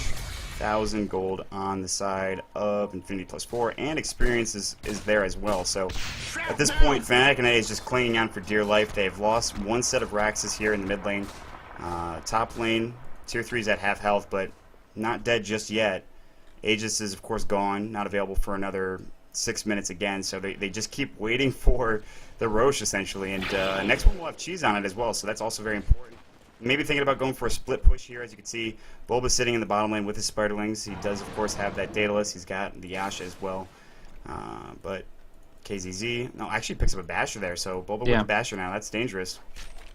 It's really interesting kind of pick up there. I mean, you already have the gigantic miss chance of 40% with incapacitating bite, but they really want more disables. The sniper can't miss headshots, and so if you're trying to lock down him directly, you're right-clicking on top of him, you might need a little bit of extra bash. Of course, it also makes sure you can't just TP away if you're slowed on down, so there is the potential for them to actually avoid the channeling effect. But I think it's more so for the lockdown, even so far as to possibly go for an Abyssal as the next build-up choice, so that they can make sure that sniper is locked down as much as possible. Absolutely, and make sure you have that stun available, that usable stun, that active stun. So nice to have. The Basher, not bad in its own right. It's pretty cheap, too, for the amount of damage and the bash, of course, that it gives you. Smoke now coming out from the side of Infinity, and they're looking to maybe enter through mid. And Smurf's on the front lines. He could potentially get caught out right now. They're going to roam very close to him, but it looks like they're going to go bottom and just try to force something. But they're going to get caught out as Smurf sees them. We'll see them. KZZ's going to get popped with a headshot or two, and that Smoke Gang sort of kind of alleviated. Nothing really happening there. I mean, they all roam bottom through smoke, but get caught out in the way there, unfortunately. Yeah. So. Yeah, it's unfortunate they don't have a ward in the enemy base. If they just had a single observer up, they could easily tell what's going on and kind of punish Smurf for that kind of position, because they were just about inside Scythe range. They could easily have 4-staff Scythe, and then had Aoi come in with his Atos, with his Adaptive Strike. So they could have gone for a pick there, but because they had no understanding of the enemy's positioning beyond that of Smurf, we dropped the Shrapnel. I honestly think it was obviously the smarter move for them to not engage on terms that they weren't aware of. Yeah, absolutely, and they could have, yeah, they could have. I thought they had actually might have seen him, might have known he was there at some point, but unfortunately they do not replicate up for the Necrolite right now, and they're just waiting. FnaticNA biding their, or excuse me, Infinity +4 biding their time. I want to take a look at the item chart. I haven't looked at that too much yet. We talked about the Scythe just a minute ago. Just a second ago, really. BKB's done on 2. We already talked about that. Mech, 4 stabs. Rod of Atos on AY. Basher. No real items coming up that we haven't seen already. So both teams are just going to sit back and farm. Of course, that you are missing a lane of legitimate creeps here for the side of Fnatic. So it's going to be tougher to farm and get items. Whereas, of course, Bulba is just free to sit down here in the bottom lane, continuously pressure and push the lane, essentially. F4L is going to be able to get this farm, however, of course, with that Tiebreaker, with the Daedalus. He's also sitting at almost 4,000 gold, and he can save that for buyback and just try to get another item in the meantime as well. But one's going to fly out. It's going to hit Bulba right in the face. Crit not doing anything there, unfortunately. And now they look like they want to force something, it looks like. They want to try to find some sort of pick, but there's plenty of vision here on the map from the dire side. There's sentry wards here on the, of course. Oh, they're looking for the Scythe going on to F4L right now, and he's going to get borne off with the Shadow Blade. They don't have any vision, unfortunately. Mech's going to fly. Infinity's kind of low. And, really low. He's actually being right back in. Assassinate. KZZ in some trouble right now. Ghost Ship's going to hit as well. KZZ trying to get out. Nice Chronosphere out of 2 will save his life, but Smurf will pick up the kill there. They have to back off now. Bananas in your face looking to go, but a nice pick off there as they get KZZ. They overextend. They wanted that kill on F4L, but he was able to Shadow Blade, and they had no true set. They didn't have the gem anymore. And an unfortunate mistake that cost a hero on the side of Infinity +4. Yeah, that's the timing that you want to use the Chronosphere for the detection purpose, I suppose, because you could have actually caught 2 more with it, so it would have been at least useful for the fight and for bringing down Kunkka as well. But instead they just kind of go in and get absolutely nothing for the trouble. The Assassinate was luckily backtracked by the Faceless Void. It wouldn't have killed him, but would have made sure that he couldn't go in whatsoever, so they couldn't have fallen back with their usage of the Chrono. But either way, the Necrolite was the one to get picked off, and that X marks the spot is something we haven't really talked about, but it is something that's a very, very very powerful utility. If F4L can use it appropriately, just pulling somebody right back on in to all 5 heroes, it can really screw one individual over. And right now, Infinity has a couple of very vulnerable heroes, specifically Void and Necrolite, that if they get caught out of position, they're going to have a really, really bad time because Void doesn't have any HP. He doesn't have a BKB. He's running all intellect. And as great as a backtrack is for effective HP, it's not enough when you only have 1200. Yeah, absolutely. He's also only level 15 at this point. I mean, and that's part of the problem. I mean, he's one of the lowest heroes in the game. The next closest to him, besides, of course, the Lena, who's sitting at 13, is the level 18 Timbersaw. So Infinity playing a very nice support role, but at the same time, they need some help on him. He needs to be the initiator with that Chronosphere almost 90% of the time, it looks like. Roche very close to being up pretty soon. There's a Demon Edge on Sniper right now. So he's going to be going for Daedalus next, I believe. AUI 2000 up at the top lane. He's going to finish up with Vlad's, which is going to provide some nice lifesteal as well as some armor. Interesting item for a Morphling, but at this point I'm not going to question anything. Yeah, X-Mark's best thing is... him and Torn. Yeah. And he's going to take an Assassinate as well. He does have to replicate. He's going to TP out, however, and they're going to try to find him, but the Rupture doesn't really matter. He'll be okay. He won't be able to come back with his replicate if it gets brought down, though. It's like one hit from death, and it looks like Sniper might be able to finish it off here. Either way, I guess it's not the biggest deal in the world. He did survive, and that was his main intention. It is getting assassinated. They just don't want him back in, so he'll have to take a long walk into the action. But the biggest pickup recently is actually this Abyssal Blade from Bulba. Just got it quarried out, and now they can go in for a full 5v5 team fight. And as long as they have the right focus in mind and don't get completely screwed over by a Hella Ghost ship, they're actually going to be able to just completely destroy the fight. Yeah, absolutely. And that Abyssal Blade is going to provide so much lockdown. And, yeah, I mean, they've been kind of passive, I think, Infinity +4. They've been waiting for the right time to initiate. They looked for it in that previous engagement down here in the bottom lane. They weren't able to find it. They have the Abyssal Blade now on Bulba, which is going to provide, of course, that lockdown. And I think they wait for this Roshan. He's going to spawn pretty soon, about a few seconds. And pause counter up to 6 now, guys. That's right. Pause number 6. But that's okay. This gives us a time to really focus on what you expect to see it next. It looks like FnaticNA is going to make their way out of the base pretty soon. They're all sort of down here in the bottom lane. They're going to look to probably counter this Roche. I don't know if that's available. I don't know if they can do that. I mean, it should go down relatively quickly. It may not. We'll have to wait and see how it does pan out. AUI 2000 is actually not even with them. He's going to go back up and I think keep split pushing up in the top lane while they all sort of go and contest Roche. But the biggest limitation of the Roche engagement is the fact that there are no observers up for Bananas or Infinity. They just, in this position, they can go engage inside it, but everybody can be on the high ground and they can do nothing about it. The webs, the Spiderites might be able to scout out a tiny bit, but in general, the fact that Fnatic have dire wards all over the place and Infinity has kind of fallen behind in it, not having a truly dedicated support, means that they're actually going to have some issues because there's going to be the Chakram, there's going to be just a little bit of AoE from Lina, Shrapnel, all these little things can pinbreak away during that Roche fight to the point that they're not going to feel comfortable taking it if they all go in. Absolutely, and adding on to the vision of FnaticNA, they actually have a Gem of Truth set up on the Bloodseeker, so they're going to have complete vision over Bulba right now if they get even close with that Bloodseeker there, and that's going to be really important. But Bulba is rather tanky. I mean, he's sitting at about 2,000 health right now. Of course, he has that Abyssal, but he's got the BKB, and he does plenty of damage right now. He's got 205 extra damage on top of his 127 base. The Daedalus, the Abyssal Blade, of course, providing a lot of that damage there. The problem being is that if you try to go into Roche right now on the side of Infinity +4, not only do you not have vision, you also don't have AUI 2000 to get in there. He doesn't have a replicate really close or anything like that. It's on cooldown for 23 seconds, and at this point in time, I don't know. This could be a dangerous Roche attempt for both teams, really, but honestly, if you're going to fight 4v5, that's just asking for trouble on the side of Infinity +4. Even if they're really far ahead, which they are. I mean, they're 10,000 gold ahead and 12,000 experience, but it's still difficult, especially with Sniper, with what he has, very close to a Daedalus himself, and F4L with a Daedalus in tow, and plenty of gold as well to buy something. Absolutely. I don't think they can actually go for it in full if they don't commit the Morphling down. He isn't going to be able to do too much as far as split push anyways, albeit the tier 3 is down to just over a third HP. It's still Morphling. He can split push well with Waveform, but his right click isn't going to be able to be anything out of this world. So I'd prefer him just to move on immediately down towards that Roche to at least pull up a Replicate in 23 seconds and then leave that there in a position where he can jump in and help out as needed. Yeah, absolutely. I definitely agree with you. Give him that mobility. Give him that ability to entry into the team fight. And while we've got a second, I just want to say, you ticket holders, for those of you watching a game, you guys are getting your money's worth here. 46-minute game right now. It's a tiebreaker, of course, as well, so an extra little game on top of that. I want to thank everybody who's watching, both in game and in stream. Once again, thanks for joining us tonight, guys, here on Dota. My name is Maut. You can follow me at MautDota2. Of course, with me tonight is Blaze. You can follow him at BlazeCasting on Twitter. It's been a really good one so far. I mean, 34 to 25. The kills have been there. The fights have been there, honestly, and it's pretty much just been an all-out affair for these 46 minutes. And I couldn't have asked for a better game for Tiebreaker. But Yep. waiting on the 6 pause.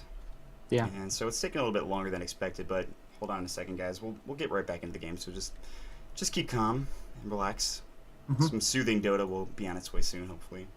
Keep calm, don't panic, grab some beverages and snacks, and we always have more and more opportunities to just, take a step back from the action, get a little bit of the scenic route, check out exactly what the status is. I mean, if you want to compare goal graphs, you see we are looking at 11K advantage for that of Infinity, and about the same for Experience. It's actually moving in towards 13K now. So they do have all that in favor along with this Rax. They're pretty much just looking to kind of steal the deal. The Roshan they've already breached high ground, but make sure that they can go on in without having to worry about just insta-gib, especially if you get it on the Necrolite. In my opinion, probably the best option there, because he had a lot of issues.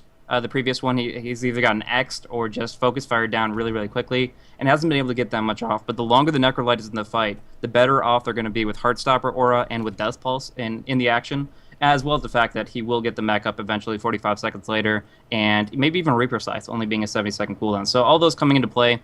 Necrolite ×2 is pretty much what, in my opinion, will make sure that they can just finish this off in a very efficient fashion. But it's not out of the question for Fnatic to come back. What are your thoughts on that? It definitely isn't. I mean, you think about the damage output that can be coming not only from F4L, which we talked about in the earlier game, but you mentioned Smurf, and he's getting fed. He's going to have a Daedalus pretty soon on top of that. And I think F4L, and you get a nice crit cleave coming out from the Kunkka, you get him another item as well, just something that either makes him a little bit more tanky or gives him more damage. And you're in a really good position at this point. Smurf is going to be picking off people from the backside, and especially if you don't get a full team fight. I mean, you see where AUI 2000 is. We talked about it before. If you go in right now, you're in a good position right now, as you could see. The pause is still going, and you talked about KZZ, and he played so absolutely amazingly early on, and that's not a big surprise to those of us that know KZZ and, of course, the North American scene in general. He's a great player. But it seems like these last few fights, and we mentioned it, he's gotten picked off a few times the last fight, especially down here in the bottom lane. And, it's something that, of course, you talked about the Death Pulse. You've got the regen going. Reaper Scythe is also nice to have. So it's not out of the question for FnaticNA to come back, I'd say. It is certainly not out of the question here. They can do it. I mean, they're making use of their heroes. They're being very effective with this Bloodseeker, who we thought, at the beginning of the game was sort of going to be this albatross around their neck. And then you've got the Lina, who went double bracer. And I mean, that's not a big surprise. I mean, she's died 10 times, unfortunately for Jubei. Mojo Stormstout had a rough dual lane against, the Huskar as well as the Morphling. But he's doing okay. He's got a Yules. He's got a Blade Mail as well. I mean, a lot of his damage just comes from his abilities in general, and he's got all of those maxed out, and as well as the Arcane Boots, which is, expect to have those. But just a nice fight. I mean, avoid the Chronosphere somehow, some way. Either get Infinity killed earlier in that fight, and then you got to focus down Bulba somehow. I mean, he's going to be the biggest problem, I think. He's the one that's going to be doing the most damage, essentially. Bananas in Your Face has been pretty effective, but he's falling off a little bit. He's only got that Armlet, the Helm of the Dominator, and the BKB. There's not a whole lot of other damage coming in from him. He's got 3k gold, so he can get something pretty soon if they win a team fight. But yeah. And on top of that, the BKBs have been falling short pretty recently. They're both down to 5 seconds, both on Bulba and Banana. So the Blacking Bar is going to provide some magic immunity in the midst of the fight, but it's not going to be able to absorb the Disable from the Ghost Ship. And as soon as those expire, Lina is going to be able to make something happen there. The Yules can come out and disable one of them up. And honestly, if you can take one person out of the fight for those short periods, it's going to make it much more effective for them to try to go for that comeback. So less and less time on that. It's kind of going in. It tapers off a little bit. They commit to it early, but the earlier they get it, the more times they use it. And now it's far less effective than one of those 9 or 10 second BKBs. And when you compare that, Fnatic are just kind of now hitting their stride as far as their carries. When you see the crit coming out, especially, you mentioned that a couple times. And honestly, it's a lot about RNG. If they Blood Rage a Shadowblade Kunkka, I mentioned this right off the bat when we came on into the game, but that is a heck of a lot of damage. We see it right now. He actually has the Blood Rage, luckily, Yeah. during this pause. Mm-hmm. So you see he's sitting at like almost 450 damage, closer to 440, I guess. But either way, you add in on top of that Shadowblade, and then the fact that Tiebreaker itself is kind of a crit. It's just an amazing cleave, splashing across the entire team there, and could really, really change it up if they do get that, 240% damage crit. Yeah, and I mean, that's scary. Just looking at those numbers right now is actually just scary. But, oh boy, we've been paused for quite some time. Apparently someone in chat said, Bulba said fire alarm. So I think that's what we're waiting on right now. And apologize for the longer pause here right now, but I mean, things happen. So, and at this point, I feel like we've theory crafted all there is to theory craft at this point in time. At 46:31, let it be known that Blazing Maut theory crafted the entirety of the rest of the next team fight. Pretty much, it's just like, it's interesting to see where this is going to go. And your rack's down though on the side of FnaticNA, so that they already have to fight that uphill battle, but. So that's just something that is going to be, I think, really the X factor. One of the X factors, if they can't get back into this, is going to be that early Rax that came, I think about 15, 20 minutes ago at this point. So right now we're still waiting on Sam, of course. Once again, take this time to just grab a snack, do whatever. I mean, use the restroom. I don't see us coming back anytime soon, honestly, at this point. He's been gone this long, so... But then again, and then I believe Smurf was talking about a subsequent pause if they have to go for even 10 more minutes. So that would be unfortunate. But, if these teams, a lot of little things get in the way, a little bit of life happening inside our little happy world of Dota. So, yep. If you guys do need a quick break, I'm sure we got a few more minutes ahead. I mean, and to be honest, like Bulba has been playing G1 League. He's been staying up till like 4 in the morning or whatever, and I don't think he expected at some point to have like a 46-minute AtoD game. To be fair, these games have been generally pretty quick. They haven't gone anywhere past 45 minutes for the most part. They've generally been 20 to 30-minute games, and I do enjoy my Dota. I'm not saying that I don't, but it's strange to see a game like this, and it just shows you how evenly matched I think both of these teams are. FnaticNA, they're holding on for dear life at this point, but. Oh, chat, how are you doing? Chat, say hi. I'm reading the chat. Hello, everybody in chat. I hope you're having an excellent evening. It's 11:19 Eastern Daylight Time for those of you here on the East Coast, of course. Are you on the East Coast, Blaze? Yes, I am. So, yeah, getting a little late, but not a big deal. Yeah. 11:19, so us East Coasters just taking our time right now, waiting for Bulba, saying, we gotta go to bed soon. Not really, but all the players are like, still in their parents' basement, gonna have a bedtime pretty soon. So yeah, exactly. I mean, I know that's what I have. I mean, I got to be in bed in like 15 minutes. They're gonna just jump through the door and yell at me. So I don't know what's happening right now. Bulba, damn it! I'm gonna get in trouble. Don't you understand? Not really much, but yeah, no. Yep, in this position, I mean, I know we've covered a lot of different little things between the little fight interactions, but that a little different ideas pop up every once in a while. One thing to mention is that we were talking a little bit about the 4v5 aspect of teamfight, if Morphling couldn't come in and was just trying to go for something else. But that's kind of what's been happening for Fnatic quite a bit. Lina, she doesn't have any kind of movement. We talked about she got Bracer, she needs it for HP, but that's only going to survive a few hits here. That's a Day Dallas Broodmother, so one crit, and that's a huge chunk of her HP. So without a Ghost Scepter or Force Staff, anything like that, honestly, as soon as Bulba's in range to auto attack, the Incapacitating Bite and BKB being active automatically guarantees the kill on Lina, and that's probably going to remain to be the case, at least for a little while, unless they can win one big team fight.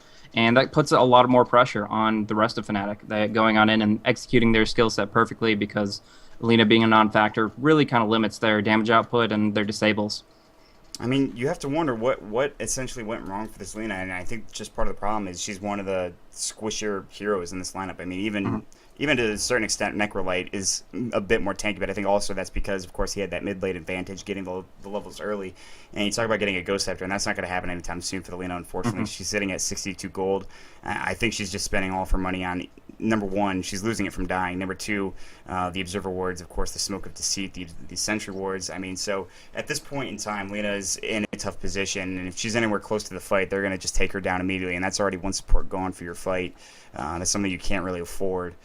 Someone called me Spitwad in chat. That's great. You're a really cool person, Chill Fox. Oh, no. Oh, no, you guys. Stop. Stop. So,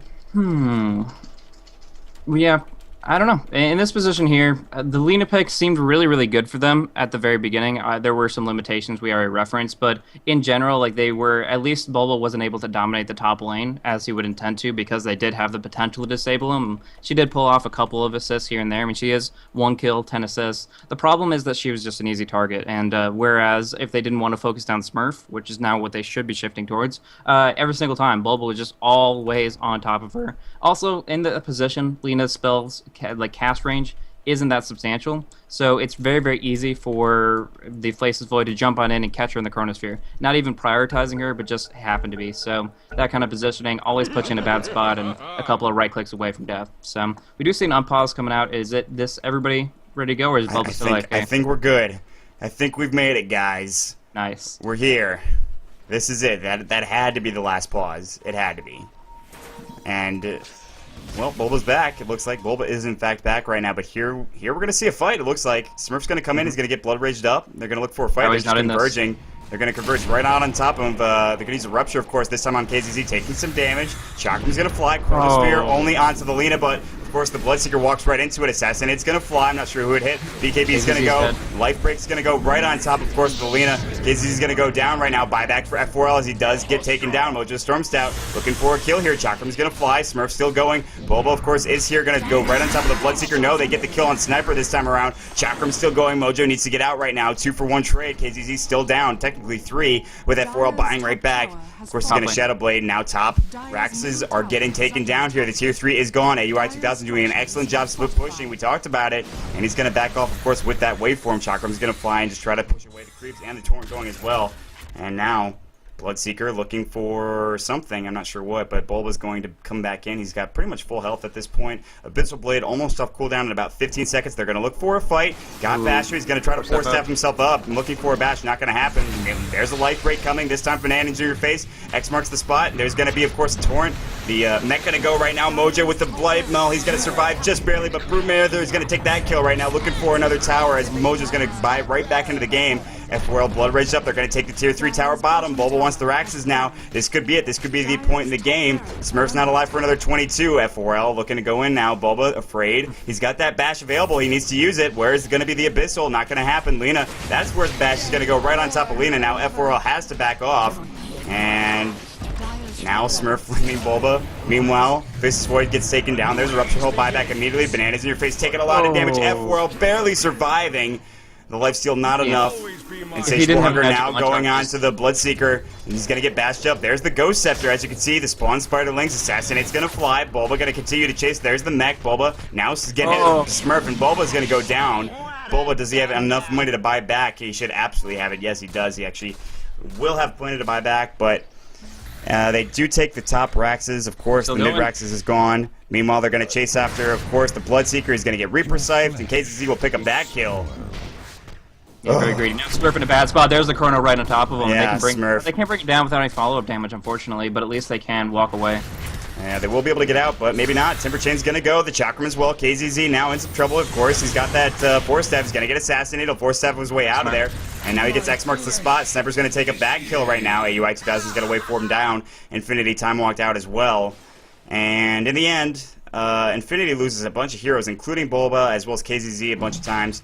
It doesn't necessarily matter. They take the top Raxes as well as the mid Raxes have been gone. Yep, the tier 3 tower, bottom's gone. But now they're looking for a Roche here for Fnatic, and they could potentially take this Aegis and put it on Smurf, and that'll be the last straw. That'll be Cheese as well.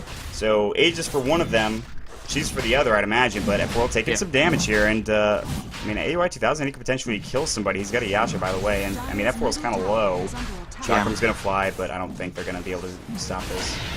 Oh! The cheese! Pick up the cheese!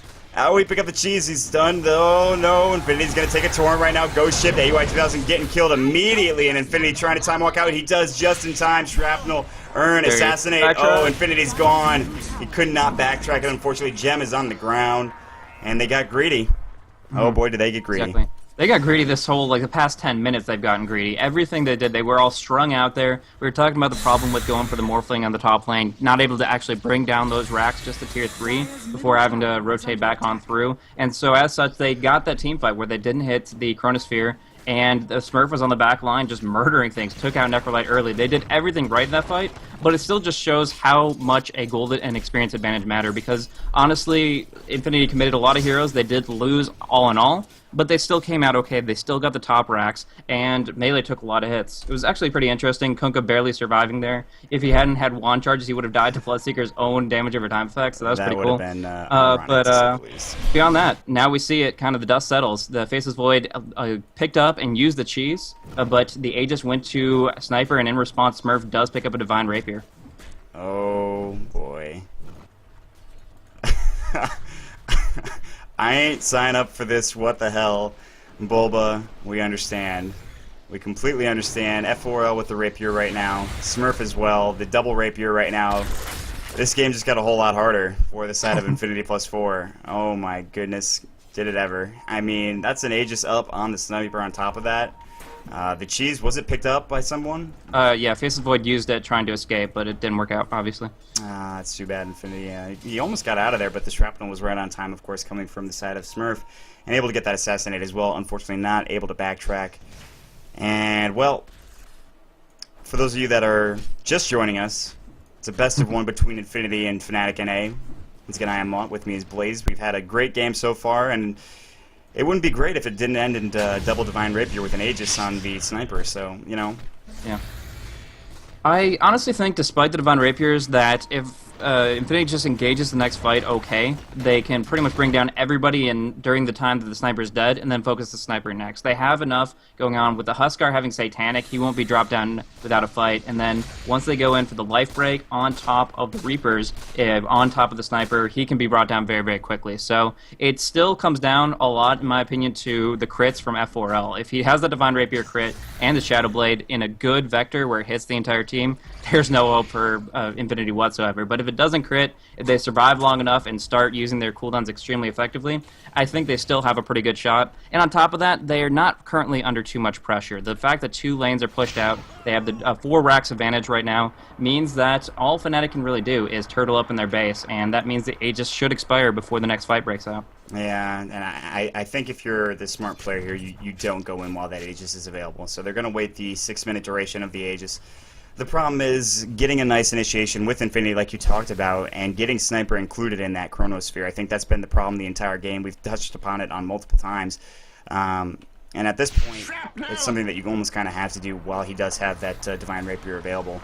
So Aegis is going to be available for another 3 minutes. It looks like 2.5. But it looks like they're going to just go right on top of him. He's going to get caught out. He's going to get Hex. Force Staff. Nice Force Staff. There's going to be a BKB going from Bulba. They want to use the Abyssal Blade. They will. Chronosphere is going to go. Aegis is going to get popped, but I don't think he'll be in the Chronosphere. Ghost Ship's going to fly. Torrent as well. Smurf back alive. He's going to pop some shots on KZZ, taking some damage. Waveform. They wasted the Aegis. Blade Mail going for Morphling right now. Mojo Storm Stout wants this kill. Strength gains flying. The Assassinate shouldn't do enough damage here. Won't, but he should not be able to get out. Of course, he uses the Replicate. No, the X marks the spot. Excuse me right now. Waveform, how is he still alive? AUI 2000, the chase of the century. Oh my gosh, the Benny Hill music's playing. It doesn't matter. Meanwhile, on the backside, they get 2 with Smurf. They waste the Aegis, but they lose 2. Bulba now gonna get Timber Chain, just missing. Assassinate, Eul Scepter. If Bulba goes down, this is some trouble. And he does have buyback, but that's not good. That is not the fight you wanted if you're Infinity.